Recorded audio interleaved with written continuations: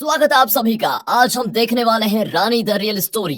Movie की शुरुआत होती है एक फेस्टिवल से, जहां पर इस एरिया का एमएलए धर्मराज आता है। उसका वहां स्टेज पर बहुत बढ़िया तरीके से स्वागत होता है। असल में बात यह है कि धर्मराज की जो बहन है शीला, वो उसकी जीवनी लिख रही है, यानी कि बायोग्राफी। धर्मराज फिर सभी को बताता है कि ये किताब फेस्टिवल के 10वें दिन लोगों के सामने आएगी। अब हम इस फेस्टिवल में एक मेड, यानी उसका नाम है रानी, उसे देखते हैं। वो एक छोटी बच्ची के साथ आई होती है। धर्मराज वहां भाषण देने के बाद अपने घर के लिए निकल जाता है। इसके कुछ देर के बाद हमें विनयान नाम के एक आदमी को दिखाया जाता है, जो कि धर्मराज का साला है। और विनयान के दिमाग में लगातार कुछ चीजें चल रही है। ऐसा लग रहा होता है जैसे कि वो धर्मराज के घर से बाहर जा रहा है। अचानक वो जब किसी से बात करता है, तभी उसका संतुलन बिगड़ता है और उसकी गाड़ी का काफी खतरनाक एक्सीडेंट हो जाता है, लेकिन भाग्य से बच भी गया था। अब इस बारे में जब पुलिस को पता चलता है, तो वो उस हॉस्पिटल पहुंचती है, जहाँ डॉक्टर बताता है कि विनयान तो बच गया, लेकिन उसकी हालत सही नहीं है।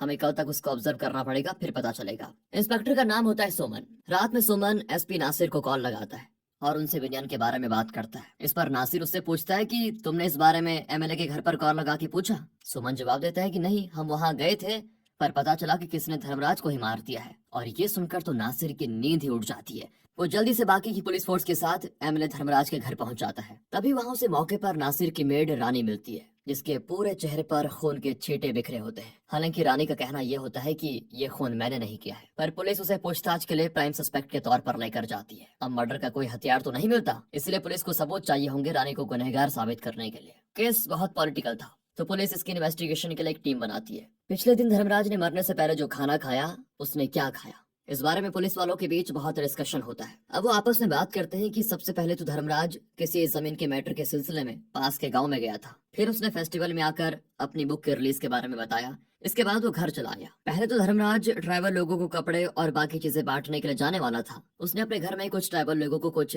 जरूरी चीजें बांट दी। फिर उन सभी के जाने के बाद ना तो धर्मराज के घर पर कोई आया, ना ही वहां से कोई गया। घर में धर्मराज के अलावा उसकी बहन शीला और मेड रानी थी। पुलिस इन सारी बातों को ध्यान में रखते हुए अपनी इन्वेस्टिगेशन को सॉल्व कर रही होती है, लेकिन इसके लिए पुलिस की टीम में एक दिमाग वाले इंसान की जरूरत थी। और फिर नासिर के कहने पर सोमन रिटायर्ड ऑफिसर बासी से मिलने के लिए जाता है, जिन्होंने ऐसे कई केसेस को सॉल्व किया है। और सोमन के कहने पर बासी पुलिस की इन्वेस्टिगेशन टीम में शामिल होकर उनकी मदद करने के लिए मान जाता है। हालांकि उसे कैंसर भी है, लेकिन फिर भी वो काम तो करना चाहता है। बासी यहाँ बातों ही बातों में बताता है कि धर्मराज का असली नाम सेल्वन है, और उसके इतना बोलते ही सीन जाता है 1978 में, जब सेल्वन यानी कि धर्मराज पत्थर तोड़ने का काम करता था। अब क्योंकि धर्मराज तो अनाथ था, तब उसे शीला की माँ ने गोद लिया। वहीं से धर्मराज अपनी बहन को बहुत मानता था। फिर जैसे जैसे समय बीता, धर्मराज पॉलिटिक्स में आ गया और फिर उसने पीछे मुड़कर कभी नहीं देखा। पूछताछ में सबसे पहले बारी आती है धर्मराज की बहन शीला की। पूछने पर वो बताती है कि मुझे रानी पर पूरा भरोसा है,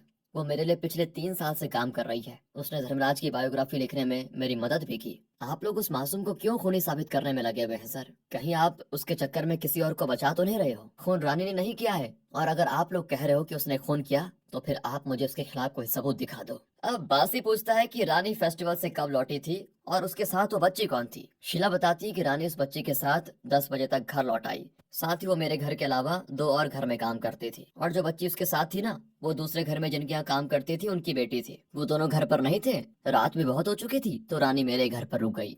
मैंने भी धर्मराज की किताब पूरी कर ली थी, और उसी की एक कॉपी देकर मैंने रानी को उसके पास भेज दिया। अब पुलिस पूछताछ करने के बाद उन्हें जाने देती है। शीला अपने वकील से रानी के बारे में पूछती है, तो वो बताते हैं कि 24 घंटे के अंदर तो उसे बाहर निकालना पॉसिबल है नहीं, बाद में ही देखना पड़ेगा। शीला के जाने के बाद पुलिस धर्मराज के पीए लालजी से पूछताछ करना शुरू करती है। लालजी पूछने पर बताता है कि मुझे इस मर्डर में किसी और का हाथ लगता है। दरअसल धर्मराज ने किसी कंपनी को एक ऐसी जमीन बेची थी जिस पर गवर्नमेंट का स्टे था। अब जो उस कंपनी का मालिक था, वो इस स्टे भी जमीन का पैसे देने को तैयार नहीं था। ऊपर से जो एडवांस दिया था, वो भी वापस मांग रहा था। उसने एडवांस में 3.5 करोड़ रुपए दिए थे। इस पर धर्मराज ने उस कंपनी के ओनर को बाकी की पेमेंट करने के लिए सिर्फ 2 दिन का टाइम दिया था। हालांकि उसने ये भी कहा था कि तुम्हें इस जमीन पर जो करना है करो, मेरे रहते कोई तुम्हें हटा नहीं सकता। अब लालजी के मुताबिक इसमें उन्हीं पैसों का एंगल शामिल हो सकता है, क्योंकि इतना सारा पैसा धर्मराज घर में रखा था। अब बासी पूछता है कि इस पैसे के बारे में आपको कैसे पता था? यहाँ लालजी धर्मराज की बहन शीला का नाम लेता है। अब दूसरी तरफ पुलिस को पता चलता है कि वैसे तो रानी के खिलाफ कोई केस नहीं था इससे पहले,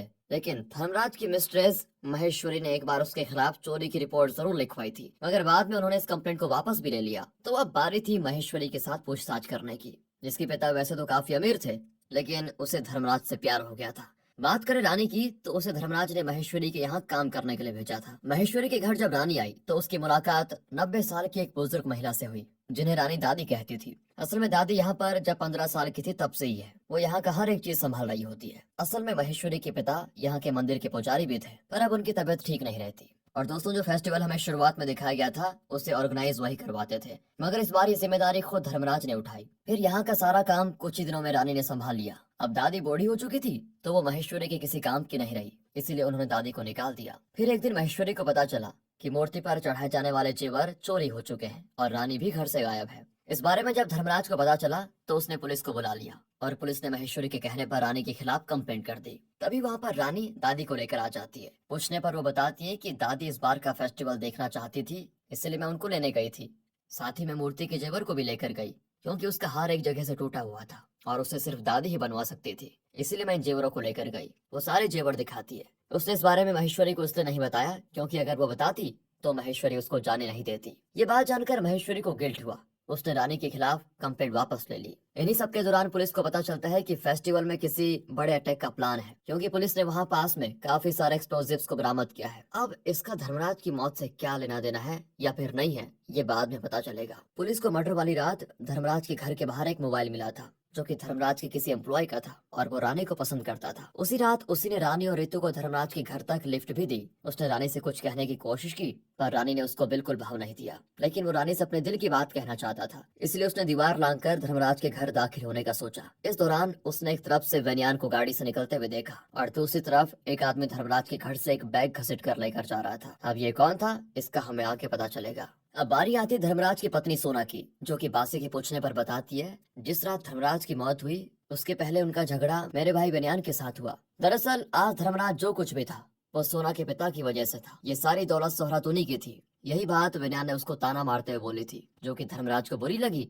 और उसने बेनियान को बेइज्जत करने के साथ उससे ये भी कहा कि तुम आज के बाद इस घर में तो क्या इस शहर में भी नहीं दिखना। इसके बाद बेनियान यहाँ से अपने घर के लिए निकल पड़ा और रास्ते में उसका एक्सीडेंट हो गया। सोना के मुताबिक इस एक्सीडेंट में धर्मराज का हाथ हो सकता है और धर्मराज अपनी पत्नी से बिल्कुल सही से पेश नहीं आता था और सोना चाहती थी कि धर्मराज को काफी बुरी मौत मिले, लेकिन धर्मराज को एक औरत अकेले कैसे मार सकती है, ये सबसे बड़ा सवाल होता है। अब यहाँ पर जिक्र होता है रितु का, जिसे एक अनाथ आश्रम में निमी ने गोद लिया था और निमी एबी के साथ लबिन में रहती थी। दोनों के पेशे की बात करें तो निमी एक हॉस्पिटल में हेड नर्स थी, जबकि एबी एक जर्नलिस्ट था जो कि धर्मराज की जमीन की डील में जो स्कैम था उसकी जांच कर रहा था। उसे कुछ भी करके धर्मराज को एक्सपोज करना था, इसलिए फेस्टिवल वाले दिन निमी हॉस्पिटल में थी और अपने काम के सिलसिले में एबी बाहर गया हुआ था। इसी कारण रितु भी रानी के साथ फेस्टिवल में थी और उसी दिन रानी धर्मराज के घर रुक गई थी। ये तीसरा घर था जहाँ रानी ने काम किया था। निमी और एबी दोनों ही अपने काम के चलते रितु को संभाल नहीं पाते थे, इसीलिए उन्होंने रानी को रखा और थोड़े समय में रितु रानी से काफी अच्छी घुल मिल गई। पर उस रात रानी को धर्मराज के खून करने के सस्पेक्ट में पुलिस लेकर चली गई। तब से रितु बहुत उदास रहती है। साथ ही यहाँ पर निमी और एबी दोनों ही रानी की काफी अच्छी तारीफ करते हैं। वहीं पुलिस की दूसरी साइड की इन्वेस्टिगेशन दिखाई जाती है कि आखिर एक्सप्लोजिव्स का आइडिया किसका था और इसके पीछे किसका हाथ था। उन्हें पता चलता है कि जिसे बैग ले जाते वक्त धर्मराज के घर से बाहर जाते हुए देखा गया था वो मशहूर क्रिमिनल चार्ल्स था, जो कि अपनी गैंग की मदद से इन पैसों को लेकर वहां से चुपचाप निकलना चाहता था। उसे तमिलनाडु और केरला की पुलिस मिलकर पकड़ती है, लेकिन भागने के दौरान शूटआउट में चार्ल्स मारा जाता है। अब पूछताछ करने के दौरान चार्ल्स की गर्लफ्रेंड बताती है कि चार्ल्स ने देखा था कि उस बैग में पैसे हैं। जब उस रात धर्मराज मारा गया तो उसने पैसों के साथ भागना सही समझा। दरअसल धर्मराज ने चार्ल्स को इसीलिए हायर किया था ताकि वो फेस्टिवल के 10वें दिन वहां पर धमाका कर पाए, जिसमें कई लोग मारे जाएं, जिनमें धर्मराज की बहन शीला भी शामिल थी। जो पैसा इन लोगों के पास से बरामद होता है उसी बैग में वो मर्डर वेपन भी है जिससे धर्मराज को मारा गया था। तब इन लोगों को धर्मराज के खून के इल्जाम में अरेस्ट किया जाता है। जाहिर है रानी को उन्होंने छोड़ दिया होगा। हालांकि बसी को अभी भी शक होता है कि कुछ तो छूट रहा है, यहाँ पर कुछ तो गलत हो रहा है। उसे अभी भी रानी पर शक होता है। फिर उसे अपनी इन्वेस्टिगेशन और महेश्वरी के घर रह रही दादी से ये पता चलता है कि महेश्वरी के पिता की जान धर्मराज ने ली थी। साथ ही जो धमाके का प्लान धर्मराज कर रहा था वैसा ही कुछ कालीमला नाम के एक आदिवासी इलाके में हुआ था। बताया जाता है कि वहाँ पर ऑयल कैंप की वजह से वहाँ स्कूल में आग लग गई और उस आग में सभी बच्चे और उन्हें पढ़ा रहे टीचर मारे गए। जाहिर है ये काम धर्मराज का ही था, लेकिन इस बात को दबा दिया गया। इस भयानक हत्याकांड के वक्त कुछ बच्चे और उनकी इकलौती टीचर बचने के लिए पानी में कूद गए थे, जिस कारण उनकी लाश आज तक नहीं मिली। जब निमी अपने शुरुआती दिनों में थी तब उस वक्त कालीमला में ही वो सोशल वर्क कर रही थी। वहीं रानी को अस्थमा की बीमारी थी, तो प्रेजेंट वक्त में वो निमी के हॉस्पिटल से ही दवा ले रही होती है। जिस रात धर्मराज की मौत हुई, उससे पहले निमी के सिम से एक फोन कॉल शीला को किया गया था, जबकि उसने बयान दिया कि मैं तो शीला को जानती नहीं। लेकिन यह भी कहता है कि वो नंबर भले ही निमी का हो, लेकिन उसे मैं इस्तेमाल करता था। मैं अक्सर शीला की लिखी बुक को लेकर फॉलो अप लेता रहता था ताकि मुझे कुछ न्यूज मिल जाए। अब यहाँ से जाते वक्त बासी देखता है कि रितु एक ट्रेडिशनल सॉन्ग गा रही है जो उसे रानी ने सिखाया है। उस सॉन्ग के जरिए बासी को पता चलता है कि ये कालीमला में रह रहे आदिवासी जातियों का गीत है, इसलिए वो कालीमला जाकर सच्चाई पता लगाने का मन बनाता है। यहाँ अभी कहता है कि मुझे धर्मराज की सच्चाई से पर्दा उठाना है। मेरी और आपकी मंजिल एक ही है, फिर चाहे आप मानो या न मानो, तो क्या मैं भी आपके साथ चल सकता हूँ? बासी इसके लिए हाँ कर देता है। अगले दिन दोनों ही कालीमली पहुंचकर चर्च के फादर से मिलते हैं, जो इन्हें बताता है कि इस एरिया में कई सारे खदानें हैं जिनमें बिना किसी के परमिशन के गलत तरीके से पहाड़ और पत्थर ब्लास्ट करके तोड़े जाते हैं।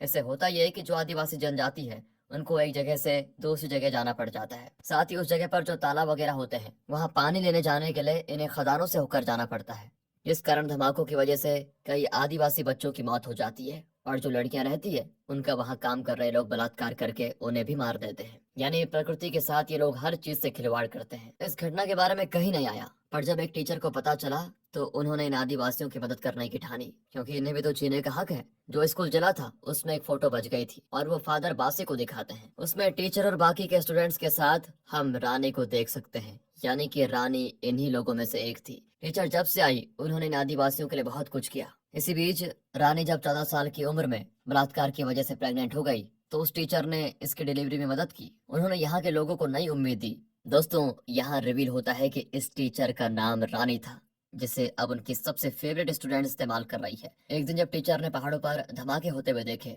तो वो उसे बंद करवाने के लिए धर्मराज के पास शिकायत करने गई, क्योंकि धर्मराज ही इन खदानों और जमीन पर गलत तरीके से कब्जा करके गैर कानूनी ढंग से काम करवाता था। उसने इसलिए महेश्वरी के पिता को मारा ताकि वो इस बार का फेस्टिवल अपने हिसाब से करवा पाए। फिलहाल जब वो खदान का ये काम करता था तब 2014 का साल था और इस वक्त वो एमएलए भी था। उसे टीचर ने उस वक्त कंप्लेंट करने की धमकी दी थी, पर जब धर्मराज नहीं माना तो उसके खिलाफ टीचर ने कंप्लेंट कर दी। अब इस पूरे प्रोजेक्ट में बड़े बड़े लोग शामिल थे, तो उनके कहने पर धर्मराज के आदमियों ने टीचर और रानी दोनों को ही काफी मारा। साथ ही धर्मराज ने पहले टीचर को सबके सामने जलाया और फिर स्कूल में आग लगाई, जिसमें कई सारे बच्चों को उसने यूं ही मार दिया ताकि उसका धंधा चलता रहे। इस दौरान धर्मराज ने रानी पर ज्यादा ध्यान नहीं दिया। ये सब देखकर रानी भी एकदम से टूट चुकी थी। फिलहाल कहानी प्रेजेंट में आती है, जहाँ पुलिस वाले आपस में बात कर रहे होते हैं कि ये केस खत्म हो चुका है, लेकिन जिस डॉक्टर ने पोस्टमार्टम किया था उसे धर्मराज की बॉडी में एक अनजान सब्सटेंस मिलता है, जिसके बारे में रिपोर्ट लेने के लिए वो एम्स को भेजते हैं ताकि पता लग पाए कि ये क्या था। पर इस केस का हल करने के लिए एसपी साहब को इतनी जल्दी होती है कि वो उस रिपोर्ट का इंतजार ही नहीं करते, क्योंकि केस तो खत्म हो चुका था।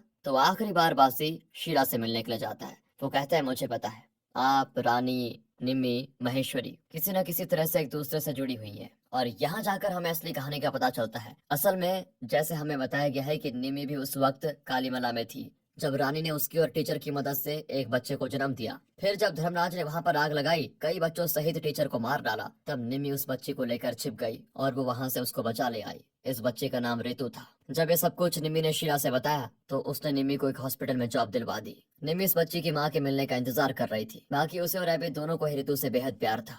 5 साल जब और बीत गए तो यहाँ उस बच्ची की माँ रानी आई, जिसका मकसद कुछ और था। असल में शीला धर्मराज की किताब का एंड नहीं लिख पा रही थी, जिसे लिखने में रानी ने उसकी मदद की। इसी बीच इलेक्शन होने वाले थे, तो धर्मराज ने लोगों के मन में सिंपैथी पैदा करने के लिए इस फेस्टिवल के 10वें दिन चार्ल्स को बॉम्ब ब्लास्ट करने को कहा, वो भी तब जब उसकी बहन शीला स्टेज पर हो। लेकिन ये बात सबको पता नहीं थी, इसीलिए लोगों को उसका दुख सच्चा लगे तो धर्मराज ने ये प्लान बनाया। इसके बारे में उसने महेश्वरी से शेयर किया था, जिस कारण शीला के सामने उसके भाई की असलियत आ चुकी थी, वो भी इनके साथ। फिर वो भी महेश्वरी के साथ मिल गई, और वो महेश्वरी थी जिसने उस दिन धर्मराज को शराब में जहर दी। वो भी अपने पिता का बदला उससे लेना चाहती थी। इस जहर को पीने से धर्मराज का पूरा शरीर पैरालाइज हो गया और उसे इन लोगों ने इस तरह काफी बुरी मौत दी। धर्मराज इस बम ब्लास्ट से कई लोगों की जान लेने वाला था, और फिर वो झूठ झूठ के अपने आंसू बहाता और लोगों से वोट पाता, और इस कारण इन्होंने जो किया वो बासी की नजरों में बिल्कुल सही था। हालांकि असली पत्ते खुलने तो अभी बाकी थे। अगली सुबह सारी सच्चाई जानने के बाद बासी एसपी नसीर से मिलने जाता है, तो नसीर बासी को इस केस में मदद करने के लिए शुक्रिया अदा करता है और बताता है,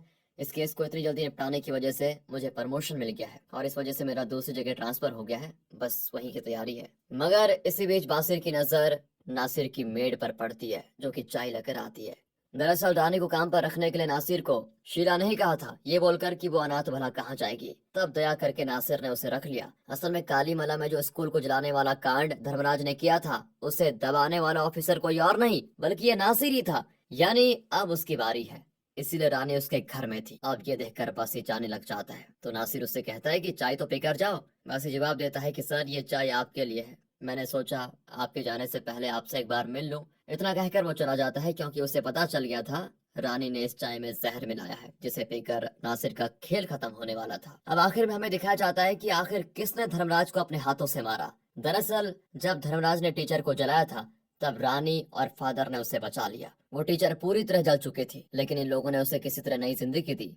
वो टीचर मरी नहीं थी, उसने अपने जले हुए चेहरे के दर्शन धर्मराज को मरने से पहले करवाए थे, और वही थी जिसने धर्मराज को बेरहमी से मार डाला। उसी दौरान खून के छींटे रानी के चेहरे पर पड़ गए थे, और फिर इन सभी फीमेल्स ने मिलकर ये करके कई लोगों की जान बचाई और असुर को दंड दिया। इसी के साथ दोस्तों ये मूवी यहाँ पर खत्म होती है। बाकी अगर आपको वीडियो अच्छी लगी हो, एक्सप्लेनेशन अच्छा लगा हो तो लाइक कीजिए और चैनल को सब्सक्राइब। मिलते हैं अगली वीडियो में, ध्यान रखें अपना।